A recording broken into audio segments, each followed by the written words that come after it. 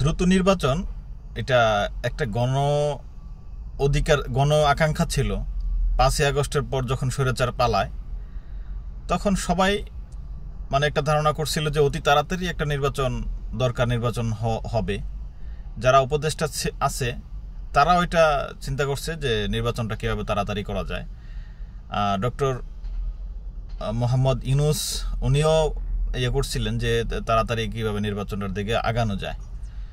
কিন্তু দেশের সার্বিক বিএনপির পরিস্থিতি এটাকে গাবলা করে ফেলে। তারপরে বিশেষ করে সবাই নির্বাচন চায়, বিশেষ করে বিএনপি তখন নির্বাচন চায়, এবং যেই দেশের বিশৃঙ্খল পরিস্থিতি, চাঁদাবাজি, দখলদারি, বিভিন্ন এলাকায় লুটপাট, এগুলির ফলে একটা জনগণের যে একটা আস্থা ছিল বিএনপির প্রতি সেটা নষ্ট হয়ে যায়। তো এই কারণে সরে আসে মানুষ যে না, এরা ক্ষমতায় না যায় এই অবস্থা শুরু করছে, যাওয়ার আগেই আর গেলে তো অবস্থা খারাপ হয়ে যাবে। সরে আসছে এই নির্বাচনের পর থেকে মানুষ, জনসাধারণ। কিন্তু বিএনপি প্রতিনিয়ত নির্বাচনের দাবি নিয়ে বিভিন্ন জায়গায় তারা বক্তব্য লেখালেখি করতেছে।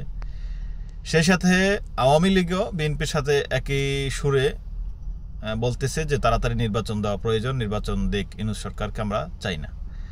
সরাসরি আওয়ামী লীগের না হলেও তারা বিভিন্নভাবে এটা তাদের দাবি দেওয়া তুলতেছে।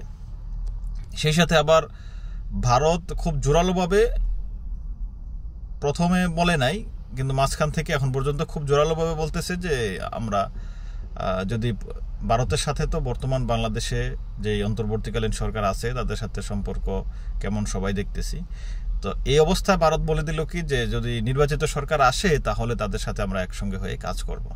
তারা এটা বোঝাতে চায় বা বলতে চায় যে আমরা বর্তমান সরকারের সাথে তেমন কোনো সম্পর্ক নাই, নির্বাচিত সরকার আসলে তাদের সাথে সম্পর্ক হবে। কেউ কেউ বলতেছেন যে বিএনপির সাথে ভারতের একটা আলাপচারিতা হয়েছে যে এখানে আওয়ামী লীগের পরিবর্তে বিএনপিকে এখন বাংলাদেশের প্রয়োজন, বিএনপি আসলে তাদেরকে ওইভাবে প্রোটোকল দিবে, সহযোগিতা করবে সরকার চালানোর জন্য।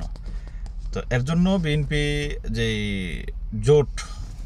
ঐক্য জোট ছিল তাদের সাথে সমস্ত সম্পর্ক ছিন্ন করে এবং সমস্ত ইসলামী দলকে ডিনাই করে বিএনপি ওইভাবেই কাজ করতেছে যে আমরা ক্ষমতায় যেয়ে আমাদের মতো কাজ করব, ভারত যদি আমাদেরকে সহযোগিতা করে। তো এই অবস্থায় বর্তমানে দেশে যদি আপনি গণভোট নেন অথবা গণজরিপ নেন তাহলে বুঝতে পারবেন যে 100 থেকে 80 জন মানুষ এখন নির্বাচন চায় না। কেন চায় না? যে তাদের যে কর্মকাণ্ড এগুলোর প্রতি মানুষে বিরক্ত হয়ে একদম তিক্ততা চলে আসছে, যে এরা ক্ষমতায় না এসে যা শুরু করছে, ক্ষমতায় আসলে দেশের অবস্থা ভয়াবহ হবে, দেশকে লুটপাট করে খাবে। যেহেতু বেশিরভাগ নেতাকর্মী এখন দেশে খুবই উৎপাত করতেছে, কখন ক্ষমতাটা পাবো, কখন কি করব। অনেক বেকার চেকার আছে, এগুলি দেশে আছে, এগুলি তারা তাদের মতো অপকর্ম কার্যক্রম চালাচ্ছে।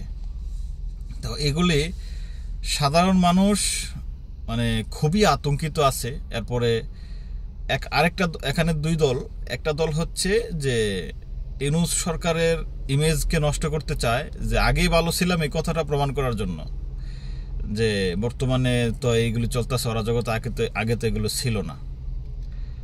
আর আরেকটা শ্রেণীর মানুষ এটাকে ইউনূস সরকারকে বিতর্কিত করতেছে, ইমেজ নষ্ট করতেছে এই জন্য যে ইউনূস সরকার ব্যর্থ, এখানে ইউনূস সরকার নির্বাচন দিয়ে তাড়াতাড়ি বিদায় হয়ে যাক। ইউনূস সরকার বেশি দিন থাকা যাবে না, কারণ কি ওনার হাতে দেশের কন্ট্রোলিং যে ইয়াটা আছে সেটা ইউনূস সরকারের কাছে নাই। সেজন্য চাইতেছে ডক্টর ইউনূসকে ব্যর্থ করার জন্য।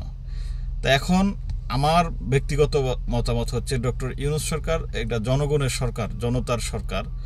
এখন যদি জনগণ যদি সংস্কারটা না এনে, সংস্কার কি? এই যে এটাই তো সংস্কার। আপনার দলের চাঁদাবাজি বন্ধ করেন, দলের ভিতরে যেই অপকর্ম চলতেছে সেটা বন্ধ করেন। সেটা তো আপনি যতই আপনার হাইকমান্ড থেকে বলা হয় এই করবে সেই করবে, শুনতেছে না তো, পাবলিক তো কথা শুনতেছে না। কবেই শুনলাম 3,000-এর মতন লোক নেতাকর্মী বহিষ্কার হয়েছে। তো চিন্তা করেন, তারপরে কিন্তু বন্ধ হইতেছে না। প্রতিদিন সকাল বিকাল যখন ফেসবুক রিফ্রেশ দিবেন তখনই দেখা যাবে কি অমুক জায়গায় চাঁদাবাজি করতে গিয়া 3-4 জন আটক, 3-4 জন বহিষ্কার, নানান ধরনের বক্তব্য আসতেছে পত্রপত্রিকায়। তো এই অবস্থায় যদি সংস্কার তো এটাই, আপনার নিজের দলকে ভালো করেন, তারপরে যেই 53-54 বছরে যেই এই নির্বাচনী ব্যবস্থা চলে আসছে, এটা তো বাংলাদেশে কিছু দিতে পারে নাই। কিভাবে শাসন ব্যবস্থাকে পরিবর্তন করে নতুন একটা সুস্থ এবং সুন্দর বাংলাদেশ গড়া যায়, সেটাই পরিকল্পনা করে সমাধান করতে হবে। এটার নামে সংস্কার। সংস্কার কি আর? সংস্কার কি ডক্টর ইউনূস সরকারের হাতে তো আলাদিনের চেরাগ নাই যে হঠাৎ করে উনি ভালো করে দেবেন। যে শাসন ব্যবস্থা আছে, দেশের যেই পচন ধরা ঘুণে ধরা রাষ্ট্র ব্যবস্থা আছে, সেটাকে পরিবর্তন করা, এটাই হচ্ছে সংস্কার। আসসালামু আলাইকুম ওয়া রাহমাতুল্লাহি ওয়া বারাকাতুহু।